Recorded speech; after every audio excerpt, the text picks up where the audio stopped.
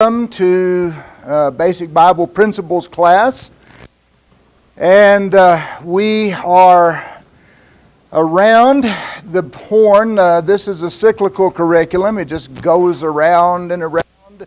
And every year we start back over in September, and we are around to a study now of the Bible. We're talking about the Bible as a book. And we're going to look at a lot of things about it, but I hope that there are some images that are burned into your mind. And if you're going, I don't want to see that image right there again, well, good, because you won't. This will be your last time to see that, so you better look at it really good, and you better think about what we're talking about here, because this is really important. And I've kind of thought about it all week long, trying to figure out how to make a greater impression on our minds about the importance of the biblical canon and how sure that we can be that the books that are in the canon are correct. So just wanted you to look at this again. I want you to remember when you look at this that Moses was considered to be an inspired individual. That is, you remember our definition of words, revelation and inspiration, and then confirmation, canonization, it's all those Asians there. Revelation is what God is revealing. Inspiration is what man is receiving. Confirmation is God showing this person is inspired, that this person has received divine revelation and is telling it correctly. And we talked about the confirmation that Moses had. Moses did some amazing things. He was there when all the plagues that God brought upon Egypt just destroyed that nation. He was there when he stretched out his staff over the Red Sea, and the Red Sea parted and the people went across. He delivered food and water to the people in the wilderness, or God did through him. And so he was confirmed to be the prophet. He was the lawgiver, the inspired man of God. And God gave him the 10 Commandments, and he put it in that golden box back there in the back room, in the Holy of Holies. And then he wrote the first 5 books, the books of law. He wrote those, and they put them in that back room beside the Ark of the Covenant. And then when he died, Joshua comes along, and Joshua follows him. Joshua is now the leader of God's people, and he is considered to be a prophet in the sense that what he says is inspired. God is speaking through him to the people. And he was confirmed by miraculous things. You think, well, what did Joshua do that was miraculous? Do you remember how they crossed into the land of Canaan? Remember what happened? They crossed the river. It was at high flood season. They crossed the Jordan River. What happened? The waters backed up on the River Jordan as the people went across. Everybody went, well, that kind of reminds me of what happened with Moses, right? So that was a confirmation. How did they destroy the first city, Jericho? What happened there? They just walked around it, and the walls just fell down. The people started saying, okay, we better listen to what Joshua said. So when Joshua wrote all of the chronicles of his history, the things they did in conquering the land, it says that they added it to the book of the law that Moses had written. And so we start seeing a precedent here, that this is God speaking through individuals, and the people recognize those individuals as inspired. And when they write something, the people recognize that as being inspired scripture, and they add it to the canon or to the collection of inspired writings that they have. And so then you think about the prophets that followed up. And there were a lot of these guys. We talked about this registry of prophets. And they were recording history. That's what they were doing. Sometimes they would speak to the kings of Israel. God would give a message to the king of Israel through these guys here. And sometimes they were just observing and recording, but the people recognized that what they were recording was accurate, was correct. And the Bible is a history book. It's God telling the history of His dealing with mankind, and especially with His people, Israel. It's a history book. That's what it is. It's not a story book, even though it has some cool stories, because a lot of times history is cool stories. But history is history because it is true. Hey, when's the last time you went and started reading 1 Chronicles? Has anybody done that recently? Have you gone and looked at 1 Chronicles lately? What are the first few chapters like? Ooh! It's just name after name after name after name. Why? Because somebody said, I'm going to write a cool storybook? No, it was history. They wanted to record the history of these people. And these families were real families, and they were real people. They didn't just sit there and make up names. Well, I'm running short on names. What? No, they knew those names. God was making sure they were accurate in the history that they're recording. And so this is the record of all the kings. Samuel, 1st and 2nd Samuel, 1st and 2nd Kings, 1st and 2nd Chronicles is a history of the kings of Judah and Israel. It's history. And these prophets were the ones who recorded it. And the people were very sure about these guys. They didn't just let anybody write something and they stick it in there. Now, whenever so this is the Assyrian Empire. Whenever the Assyrians were threatening the region of God's people here, the prophets, these prophets are the writing prophets here. And so they were writing oracles that they were delivering to, Isaiah was speaking to Israel in the north primarily. Jeremiah was speaking to Judah in the south.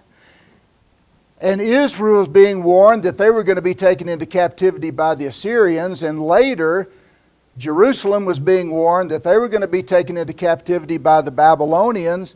And so these guys wrote the messages that they were preaching. They were preaching these messages. They wrote them down. The people preserved those. And where do you think they put them? They put them with those other writings that they had been collecting. And they did that with all of these prophets here during that time period. During the Babylonian captivity, there's two books that were written. Ezekiel and Daniel were written from Babylon. Those guys were in captivity. But they were foretelling what was going to happen after they got out of captivity. And not just that they would return to their homeland, but also about another kingdom, a spiritual kingdom that was going to come. The writings of Ezekiel and Daniel contain quite a bit of apocalyptic literature. Apocalyptic literature is highly figurative. It's very emotional literature. It stirs your feelings. And the people were upset. They were bewildered. What's going to happen to us? Do we have a future? Are we going to perish? Will we never be a people again? They were wondering all these things. And so the answers were given by these prophets during this period of time. Now, when you come to the Persian Empire, when you look over here, this is Susa right there. Susa was the capital of the Persian Empire. And Cyrus the Great was the king. And Cyrus the Great is the guy that amassed this huge empire that came all the way to the borders of Macedon and of Greece and all the way to India. And he's right in the middle, sitting here at Susa, and he was a pretty benevolent dictator, I guess you would say.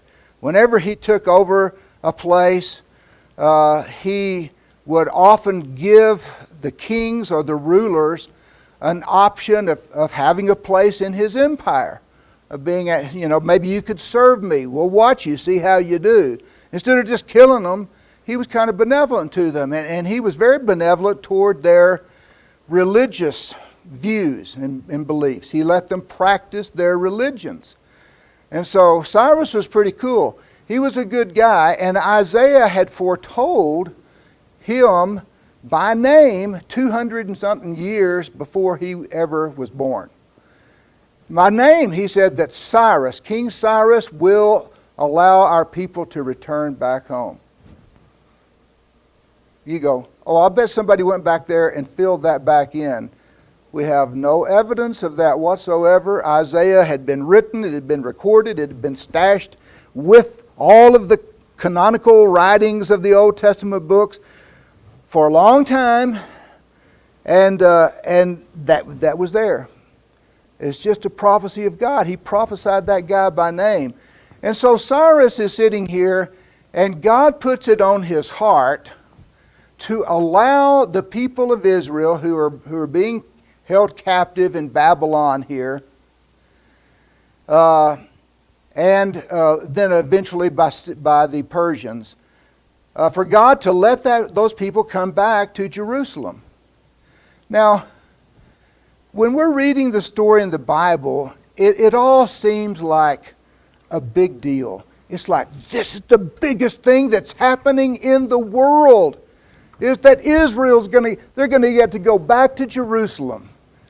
That is so inconsequential in what was going on in all of the world history, except to God and to God's people. But it's not like the whole world's going, look what he's doing. It wasn't like that. He controlled almost all of, the important part of the world at that time. He was in control of all of it. Do you know that there was a route that went from Susa to Ephesus? And so King Cyrus could get a message from Susa to Ephesus in 5 days. It was over 1,500 miles. They didn't call it this, but they had a Pony Express route. That's how they did it. There were 150 stations along that route. And so these guys, would get a message, I don't know if they had saddlebags. They should have. They should have had spurs, hats, and saddlebags. And they would just tear off, and every 10 miles they'd get another horse, and then they'd get different riders, and they would go so far, and they could get a message there. The caravan, if a caravan of supplies were to go that route, it would take them over 90 days. But they could get a message there. And so King Cyrus was ruling the world from Susa. And whenever it came into his mind, these Hebrew people have been here for 70 years. I'm going to let them go home. And he gives the word to do that. It wasn't all that important in the world affairs, but it was to the theme of the Bible. What was the theme of the Bible? Jesus. Someone is coming. Someone has come. Someone is coming again. And in God's mind, the most important thing ever was when His Son would come into this world and live a perfect life and would die a sacrificial death. That's the most important thing. And so it may not have seemed very big to most people in the world what was happening there, but it was big.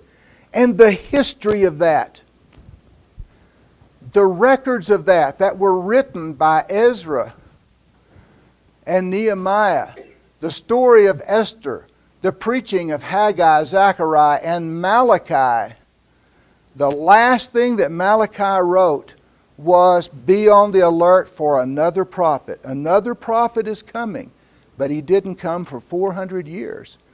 And then John the Baptist showed up, and he was the prophet that Malachi had said. And then inspiration started back up again, but there was 400 years of silence from the time of Artaxerxes, who was dealing with Esther, until John the Baptist shows up over here and all these years later. Now, you say, but still, I mean, other people wrote stuff during that 400 years of silence, didn't they? Yeah, they sure did. Do you know that most of the Jews didn't come back? Most of them stayed over here. And we know this because of business records from guys over here in Persis and India that kept records, and they were dealing with these Jewish merchants and businessmen and stuff. They had great businesses going. They didn't care to go back. They were wealthy people. They were materialistic people. The spiritual people said, oh, we can go back and rebuild God's temple, and we can start sacrificial system back again. You know, the spiritual people were excited, and some of them went. There were people that went back. But a lot of the Jews didn't. They were scattered in lots of places. And some of the ones who came back came all the way back down here to Egypt. They lived down there. They had a huge Jewish community in Egypt. Did you know that in the delta, in the Nile Delta out here, there was an island? This is easy for me to remember this name. All I got to do is think of an elephant. And there was an island called Elephantine Island. And the Jews built a temple on Elephantine Island. I did not know that. But this past week I've been reading this cool book. It's called Between the Testaments by Charles F. Pfeiffer. P-F-E-I-F-F-E-R. Pfeiffer. Charles F. Pfeiffer. Man, he's a smart guy. And see how short this book is? I read this book in just 2 or 3 days. And it has this abbreviated history of the Assyrian Empire and the Babylonian Empire and the Persian Empire, the Greek Empire, and all of everything leading up to the 400 intertestamental years, everything leading up to it, and what happened during that time. And during the intertestamental years, Greece became great, and it really was not very hard. There were a few hard battles right at the beginning over here for Alexander the Great. But once he rolled through the initial roadblock that the Persians had put up for him over here, he was able to roll on around and come on down into Egypt, and most of the nations accepted him willingly, and most of them just said, our liberator is here. Thank you. You've come to liberate us from the Persians. And so he didn't have to fight his way through a whole lot of places. There were some pretty tough battles, especially whenever he came back up and came over and started into the Persian stronghold. It took a little bit of effort there, but eventually his empire was even greater than that of the Persians. But he died at age 33 or so. He made an alliance with one of these kings up here by the Caspian Sea, and the king gave him his daughter, and he had one child, a little boy, with that woman, and then he died. Alexander died. and nobody wanted him to have an heir, so they killed the woman and the little boy. So he didn't have an heir. And the great Grecian Empire was split up amongst his 4 generals. And they took, a portion here and a portion here and a portion here and a portion here. And so the Ptolemy family took this region, and the Seleucid family took this region up around Syria there.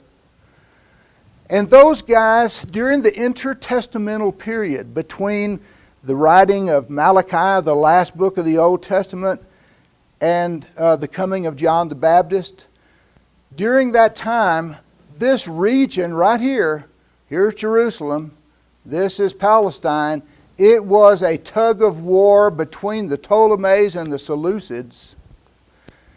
Huge warfare. Whenever the Ptolemies were in charge, it was pretty nice for the Jews. The Seleucids were a lot meaner, a lot more tyrannical, especially the one that was called Antiochus IV Epiphanes. Antiochus Epiphanes. That's as easy to remember as elephantine. It just rolls off your tongue. Antiochus Epiphanes. The Jews had another name for him that sounded like Epiphanes, but it was a Hebrew name that meant madman. He was just crazy. And he was just brutal. He was just drunk with evil power. And so he did all kinds of atrocities at the temple in Jerusalem. This new little temple that had just been built, they'd come back from over here. They came back to Jerusalem. Cyrus had let them go. They went back. And Zerubbabel was the Jew that went back and built this temple. And it was so pathetic.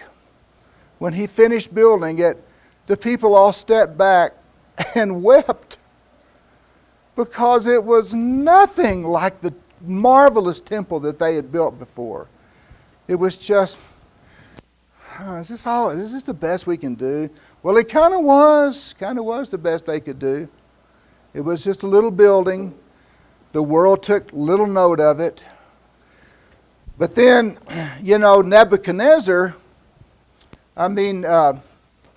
Nehemiah, Nehemiah over here, now there's a new king in Nehemiah's day, and he comes in, and the king Artaxerxes, he says, Nehemiah, you're my cupbearer. You bring my wine to me every day. You're always happy. You're always cheerful. But you seem sad today. Why are you sad? He said, because my people have built this temple, but there's no city. There's no wall around the city. Somebody needs to build a wall around the city. And so the king says, go build your wall around your little city there. It was no big deal to him. It's not like the whole world went, look, the Jews are rebuilding Jerusalem. It wasn't huge to everybody, but it was to God. And so they rebuilt the walls, and they rebuilt the city, and they have their temple. It may not have been as great as the first one that Solomon built, but they've got it here. And here's Antiochus Epiphanes during the intertestamental period coming in there, and he's offering pigs on the altar, and he's building statues of their gods in the temple compound, doing adulterous, lascivious things in the temple compound, just mocking their God in a way. And so during that period of time, around 200 BC, now remember the intertestamental period, prophecy stopped at 400 and picked back up around 20 AD or so, 47 AD something. It was, there was no inspired prophets in the land during that time, but there were some guys writing stuff.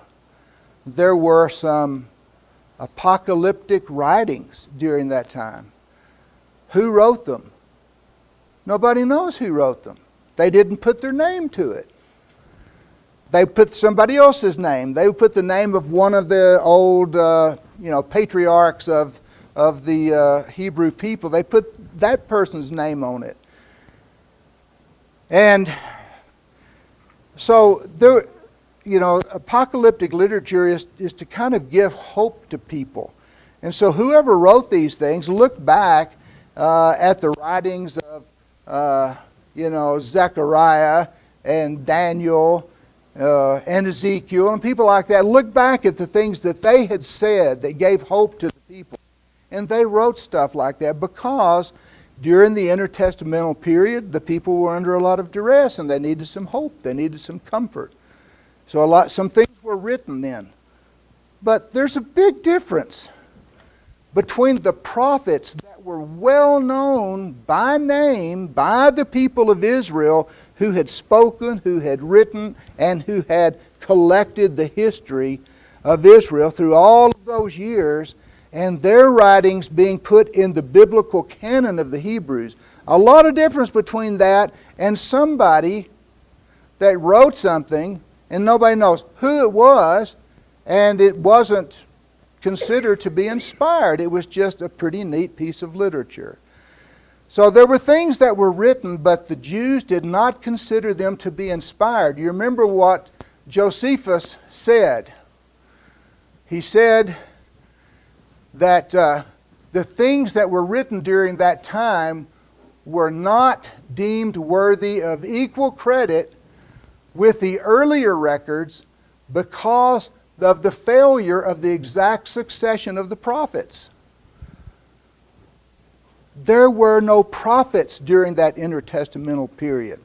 The people knew a prophet, they recognized a prophet, they all could see that it was a prophet, the person was confirmed during all the years when these books were written. He said, our books, the Jews' books, are the books of Moses and the writings of the prophets subsequent of Moses, and that would include the ones that wrote Samuel, Kings, and Chronicles, those guys, plus the four remaining books containing hymns to God. And so when we look at that list, this is the same list that we have in our Old Testament Bible right now. Those are the same books. Now, he said there were 22, but we noticed that some of the books were combined, like Judges and Ruth, Jeremiah and Lamentations, Ezra and Nehemiah. But we have those separated into separate books. They had one long book of Samuel. We have 1st and 2nd Samuel, 1st and 2nd Kings, 1st and 2nd Chronicles down here. They had one book of minor prophets. We have them broken out into 12. When you unwrap these things here, then you come up with the exact same 39 books that we have in our Bible. Those are the books that were collected by the Jews, confirmed by the Jews, and I feel pretty certain that they are what they ought to be. Now, I just thought I'd go through that. I know I went through it before, but I wanted to take another run at it. Just because it's important for us to feel secure that we got the right books. Now, the question we have is do we have them correctly recorded for us? Whenever Moses wrote the books of law, the first 5 books, in the law he said that you need to make copies of this law so that the kings can have a copy. Every king that comes along, you should give him a copy of the law so he can read it. So they started making copies. The work of a scribe is an old profession. It goes way back. The scribes were the guys that made copies of the originals. The originals were stored in the tabernacle in a safe place. They were stored in the temple in a safe place. But they would take them and they would make copies of them. And then They would put the original back, and they would get it back to make more copies. So copies and copies and copies were made. Now, the copies that were done by the Masoretes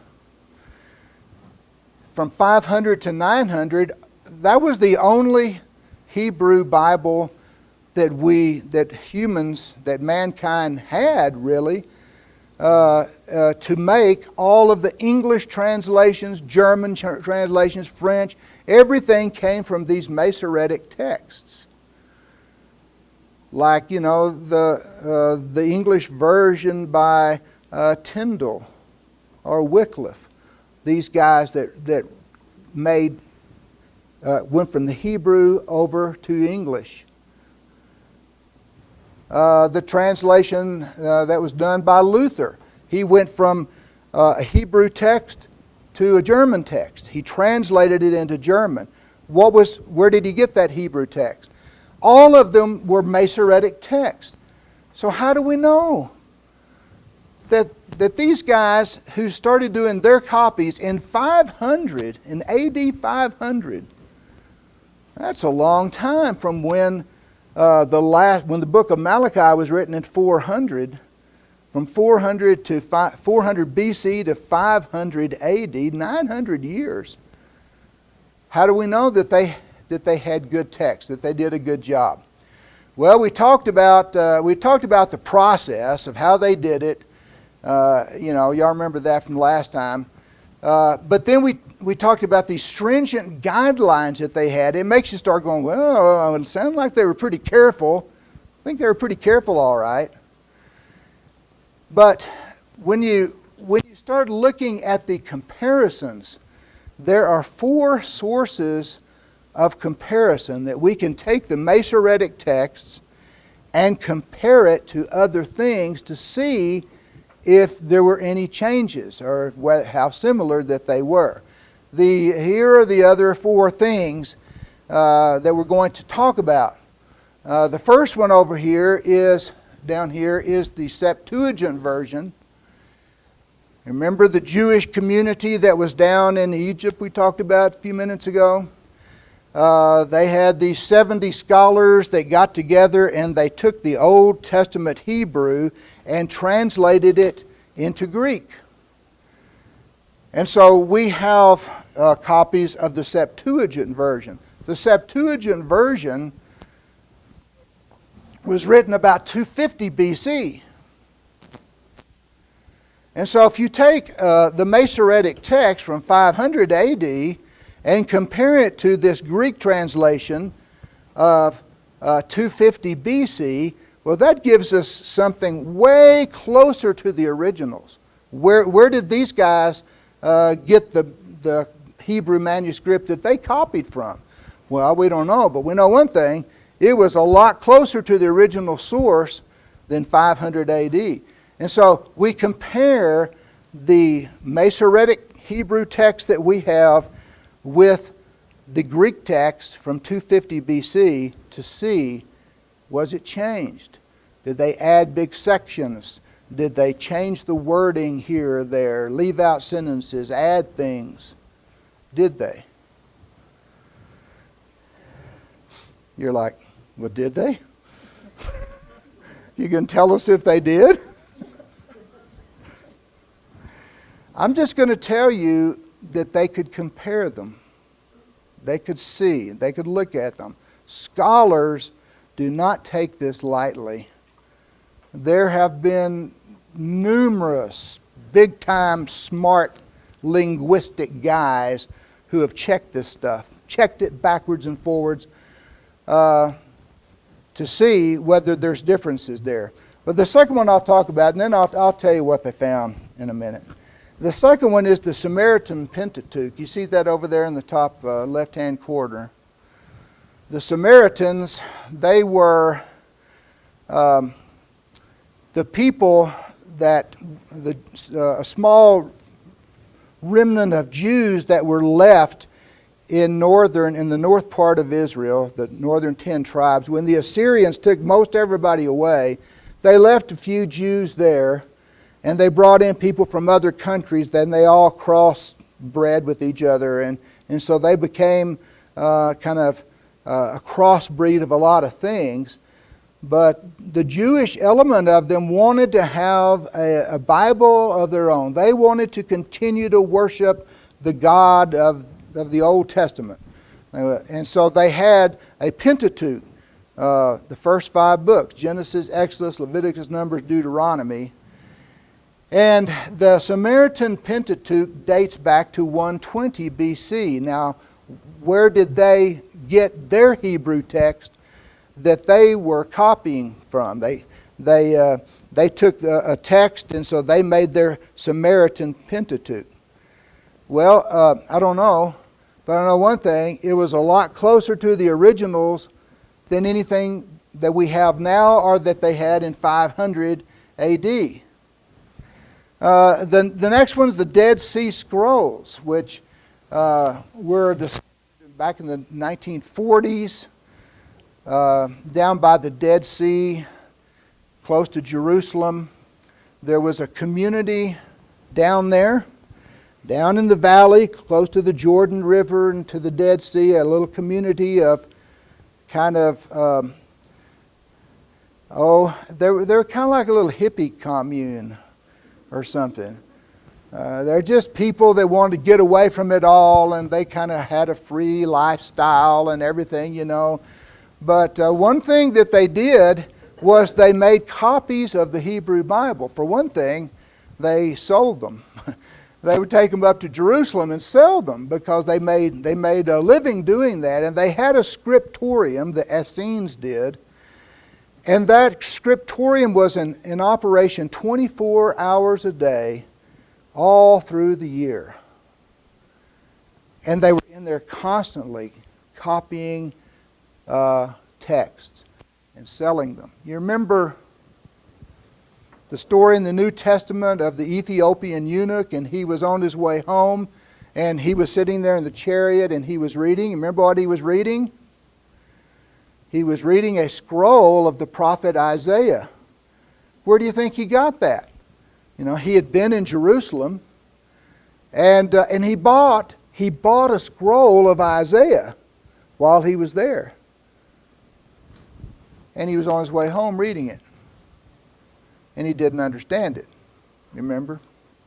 Philip came along and taught him what it meant.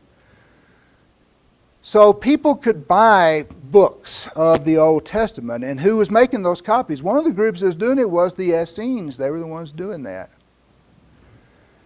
And so they date from 100 BC to 100 AD. Now, where did they get the Hebrew scrolls that they were copying from? I don't know, but they're pretty old. They were old, that's the thing. And these were in different places, at different times here. The Septuagint, they had a Hebrew manuscript in 250 BC.